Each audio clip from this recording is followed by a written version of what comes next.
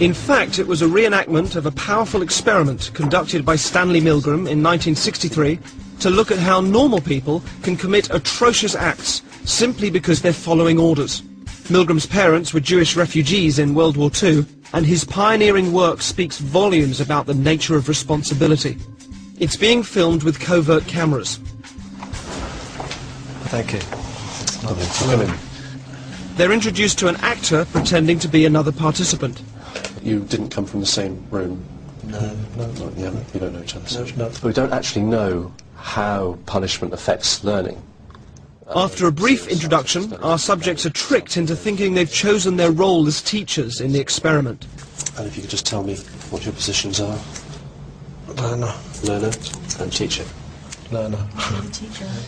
Our subjects observe the learner being instructed by the scientist, who is just another actor. This electrode is connected to a generator in the second room. We won't be going with the teacher. Okay. Just make sure that we have a good contact with the skin and so it doesn't cause any blistering or burning. Is that comfortable? That's okay, yeah. Yeah, we just place these straps around your arms just to avoid any excess movement. Those aren't too tight. No, that's okay. No. The teacher will read out some word pairs to you. Blue girl. The learner is told he's going to be asked a series of memory questions by the teacher. He will have to word pairs and then correctly remember them when offered multiple choices. If the answer is incorrect, you will receive an electric shock. The teacher is then taken next door and shown the generator, which ranges from 15 volts all the way up to a lethal 450 volts. The domestic electricity supply in the UK is, of course, 240 volts. Our teachers are given the list of questions and told to increase the voltage each time the learner gets a question wrong. They are then given an example of a low voltage shock. And try and estimate in volts the amount of shock you feel you're getting. Okay. Jesus. Oh, shit. Do you know how much that was? Enough. 75. It was actually 45.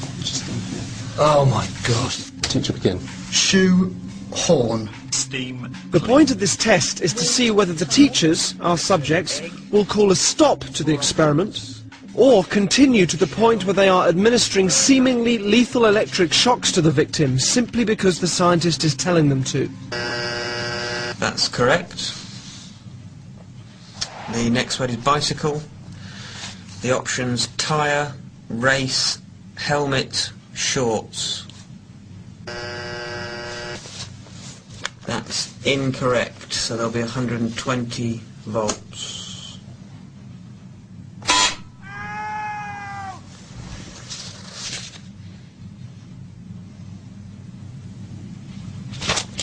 I don't think I want to do this anymore. If you could continue, please, teacher. There is. No, I don't think I'm going to do any more. The experiment requires you to continue. Yeah, even so, I don't think I'm going to do any more. Correct. Miss Captain. According to plan, our accomplice provided many wrong answers.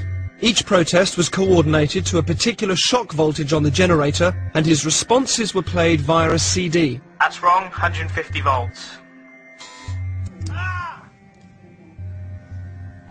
The correct answer is Captain Shoe. Cup. That's wrong. 225 volts. Take it off! I've had enough of this!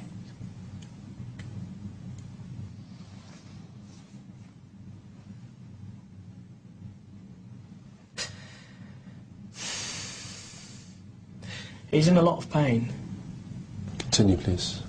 but he's not comfortable. We must continue to the end of the experiment. The learner likes it or not, he has to go on until he's learnt the words correctly. Okay.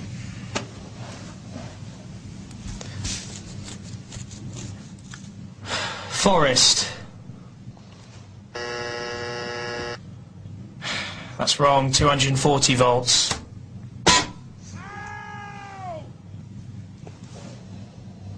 Are you sure this is not causing any lasting damage? He sounds like he's in a lot of pain. Well, the shocks might be painful, they're not harmful. What does that mean, though? They're not harmful. Sorry, I'm not getting you. When you say that they might be painful but not harmful, They cause no long-term damage. okay, so what does that mean? That it doesn't leave any scars? It causes no damage. That seems very cold and calculated to me. This doesn't seem like a very... Anyway, golden.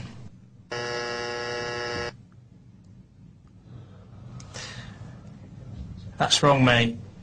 300 volts. Ow! That's enough! I refuse to answer anymore! Just let me out! Staple. The options are diet, jar, balcony, and bowl.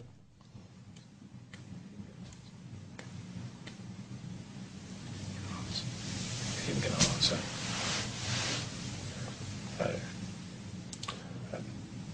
If the learner doesn't answer in a reasonable time, say 4 to 5 seconds, then you have to treat the answer as wrong and follow that procedure. Did you hear that, learner? Just any response, mate. Come on. Wild guess. Please continue. 345 volts if you're still with me. I'm sorry. I can't do this, honestly. Can we stop this experiment? Because I can't do this. If you don't continue, we'll have to discontinue the experiment. Yeah, okay, fine. That's fine. I'm not going to do this. Incorrect. 405 volts.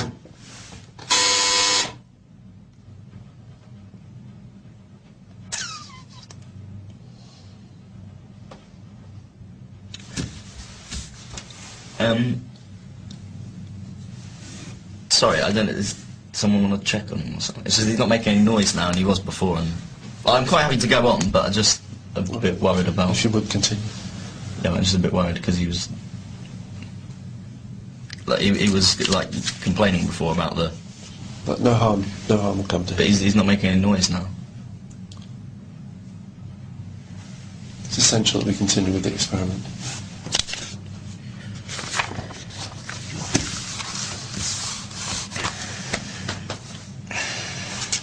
Balcony. Incorrect. 450 volts.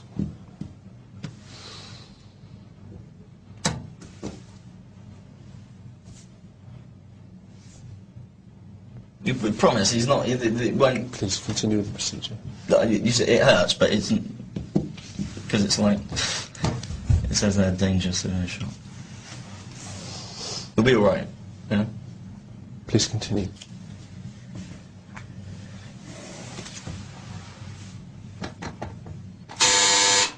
Okay, I think we'll discontinue the experiment there. All of the subjects were told the true nature of the experiment was to see how they would respond to authority, and that it would eventually form part of the show. He is okay. I can tell you, yeah, he's absolutely fine. You actually weren't administering electric shocks to him at all. He is. Wind, bird. In the original Milgram experiment, psychologists were asked to predict how many people would continue to the point that they were administering the highest shock on the board. Their prediction was 0.1%. They were wrong. The results of our experiment were almost identical to the original. Over 50% of participants continued up to 450 volts. The majority of people will administer lethal electric shocks just because a guy in a white coat is telling them to. 450 volts. 450 volts. 450 volts. 450.